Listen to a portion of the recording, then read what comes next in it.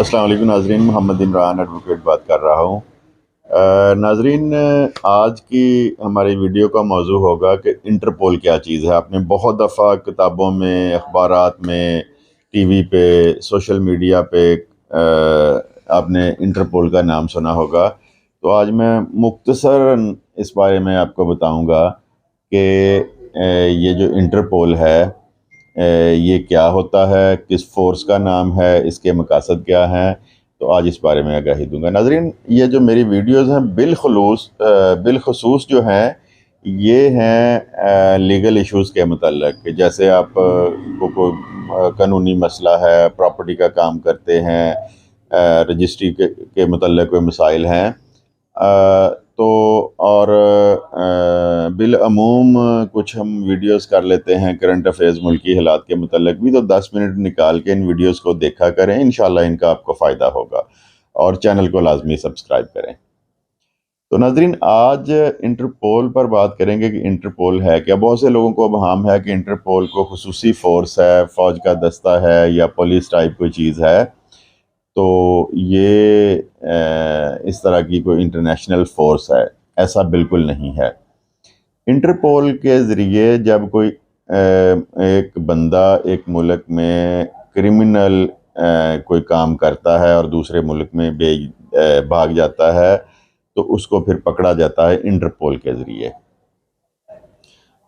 1910-11 से पहले ऐसा दुनिया में कोई निज़ाम मौजूद नहीं था, और एक मुल्क के लोग किसी मुल्क में कत्लो गारत करके दूसरे ममालिक में भाग जाते थे, और क्योंकि वहाँ तक एक्सेस नहीं होती थी उस मुल्क की, तो उस सूरत में फिर उनको पकड़ना बहुत मुश्किल होता था, बल्कि नामुमकिन होता था। तो उस 1910 या 11-12 में उस वक़्त के जो ममालिक थे, उन्होंने एक जगह इकट्ठे होकर कोशिश की को एक ऐसा महकमा बनाया जाए, एक ऐसा अदारा बनाया जाए जिसमें जो मुजरम हैं उनकी जो हवालगी है उसके बारे में बातचीत की जा सके। तो 1910 या 11 में ममालिक इकट्ठे हुए और इस बारे में बातचीत हुई, लेकिन इसका कोई रिज़ल्ट नहीं निकल सका।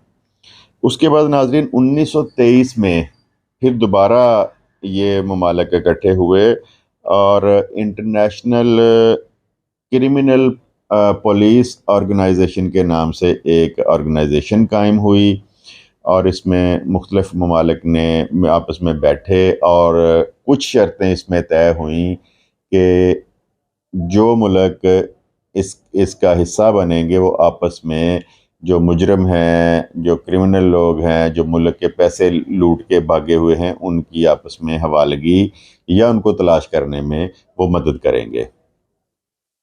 1956 में इंटरनेशनल क्रिमिनल पुलिस ऑर्गेनाइजेशन को ख़त्म करके इसको इंटरपोल का नाम दे दिया गया, और इसका जो हेड ऑफिस है या मेन ऑफिस है वो फ्रांस में बन गया।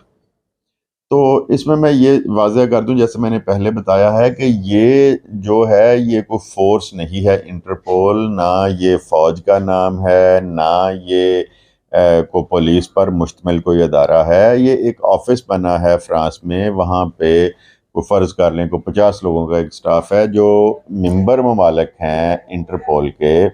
तकरीबन 190 के करीब इसमें मेंबर्स हैं अब मौजूदा हालात में इंटरपोल के। अक़वाम मुत्तहिदा के मेंबर्स ममालिक सबसे ज़्यादा हैं, उसके बाद जो दूसरा नंबर आता है वो इंटरपोल के जो मेंबरान हैं उनका आता है। तो उसमें कोऑर्डिनेशन जो ममालिक के दरमियान आपस में होती है, ये ऑफिस उसमें किरदार अदा करता है। यानी कि इस ऑफिस के अंडर कोई फोर्स नहीं है या कोई पुलिस नहीं है, फ़ौज नहीं है। जो इंटरपोल के मेंबर ममालिक हैं उनके दरमियान कोऑर्डिनेशन का काम करता है, या जब जब वो आपस में बैठते हैं तो पता चलता है कि दुनिया में ममालिक में किस तरह के जराइम हो रहे हैं, और किस मुल्क में कितने मुजरम किस मुल्क से भागे, इस तरह की कोऑर्डिनेशन उनकी आपस में होती है।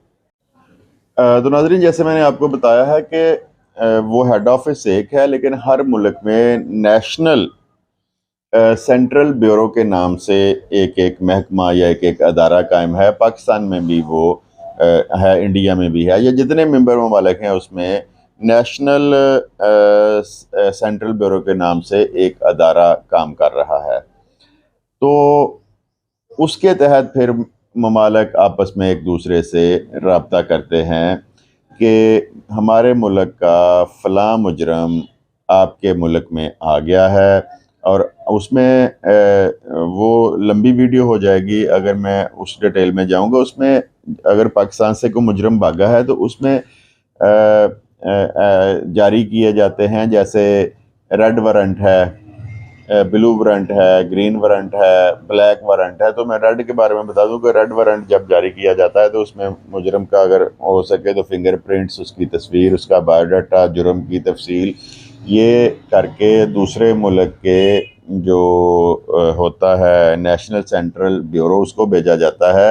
रेड जो नोटिस है उसका मतलब ये होता है कि इस बंदे को फौरी पकड़ें और इसको हमारे हवाले कर दें या हमारे मुल्क के हवाले कर दें। दूसरे जो नोटिस हैं उसमें कुछ नोटिस में ये होता है कि इसको देखें कि ये आपके ममालिक में मौजूद तो नहीं है। दूसरे एक और नोटिस में ये होता है कि ये बंदा किसी भी वक्त कोई क्रिमिनल काम कर सकता है, इस पर नज़र रखें। इस तरह के नोटिस जो हैं वो जारी होते हैं, लेकिन सबसे अहम नोटिस जो है वो रेड नोटिस है कि रेड नोटिस के नतीजे में दूसरे ममालिक जो हैं वो फ़ौरन उस बंदे को पकड़ के दूसरे बंदे मुल्क के हवाले करने के पाबंद होते हैं। इसमें कुछ ममालिक दुनिया में अब भी ऐसे हैं कि जो इसका हिस्सा नहीं है, तो उन मुल्कों के क्रिमिनल जब पाकिस्तान में आ जाते हैं तो ये उनको वापस करने के पाबंद नहीं होते, और जब पाकिस्तान का कोई मुजरम जाता है तो वो वापस नहीं करते। तरीक़ेकार ये है कि मैं आपको मिसाल देता हूँ कि एक बंदा किसी इलाके में एक कत्ल करता है या 2 कत्ल करता है या इश्तिहारी मुजरम बन जाता है और वो बाहर भाग जाता है। तो उसमें सबसे पहले जो है, जो जहाँ से ये शुरू होता है इंटरपोल की कार्रवाई, कि आपने उसका क्रिमिनल रिकॉर्ड लेना है, उसकी एफआईआर लेनी है, जो जुर्म लगा है वो लेना है, अदालती अहकामात लेने हैं उसके बारे में अदालत ने जो दी है, और मुतल्लिका जो ज़िला का सीपीओ है उसके पास भेज देने हैं। सीपीओ ने वो तमाम चीज़ें पूरी करके होम डिपार्टमेंट को भेज देनी है, होम डिपार्टमेंट ने वो चीज़ें मिनिस्ट्री ऑफ इंटीरियर को भेजनी है। अच्छा, दूसरा मैं बताना आपको भूल गया हूँ कि फैसलाबाद में जो नेशनल ब्यूरो सेंटर है ये एफआईए के अंडर आता है। जो डीजी एफआईए है वो इसको लीड करता है या इसका हेड होता है। तो मिनिस्ट्री ऑफ इंटीरियर जो है वो फिर वो भेजती है नेशनल सेंट्रल ब्यूरो को, यानी कि वो एफआईए के पास चला जाता है, और वहाँ से थ्रू डीजी वो दूसरे मुल्क की जो नेशनल सेंट्रल ब्यूरो है उसके पास चला जाता है, और इस तरह फिर वो मुजरम पाकिस्तान में वापस लाया जाता है। इसमें नाज़रीन एक बात और वाज़ह कर दूँ कि हमारे मुल्क को, वो मैं वीडियोस करता रहता हूँ कि जिस तरह हमारे मुल्क को सियासतदानों ने या ब्यूरोक्रेट्स ने लूटा है तो वो बाहर चले जाते हैं। इसमें एक थोड़ा सा मेरी नज़र में लूप होल है इंटरपोल में, कि इंटरपोल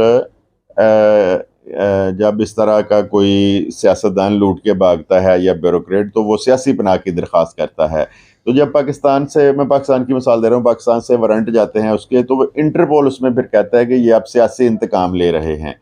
तो इस जो इंटरपोल ने ये एक लूप होल रखा है, तो उसमें ये सियासतदान अक्सर बच जाते हैं, यानी कि उनको उस रिक्वायर्ड जो मुल्क है उसके हवाले नहीं किया जाता। हालांकि ऐसा नहीं होना चाहिए। जब एक मुल्क ज़िम्मेदारी से भेजता है, कि सबूत भी साथ भेजता है कि हमारे मुल्क को इस बंदे ने इस तरह लूटा है, तो इंटरपोल को चाहिए कि वो उस बंदे को वापस करे। हमारे मुल्क की मिसालें मौजूद हैं, जैसे कराची की एक बहुत मशहूर जमात है, उसका एक लीडर इंग्लैंड में जाके बैठा हुआ है। हमारे पंजाब का साबका एक वज़ीर आज़म है, वो बैठा हुआ है जाके इंग्लैंड, उसके बच्चे बैठे हैं। बेशुमार मिसालें मौजूद हैं। हमारे कुछ रिटायर्ड डिस्प्यूटेड जो जर्नैल हैं वो इस तरह बाहर बैठे हुए हैं, तो वो फिर वो वापस नहीं लाए जा सकते। ये इसमें एक लूप होल है। अदरवाइज़ इंटरपोल के ज़रिए बहुत से जो मुजरम हैं वो वापस भी लाए गए हैं। तो उम्मीद है कि आपको वीडियो पसंद आई होगी और आपकी मालूमात में भी इजाफ़ा हुआ होगा। तो पसंद आए तो लाइक शेयर लाजमी करें और चैनल को सब्सक्राइब करें। खुदा हाफिज़।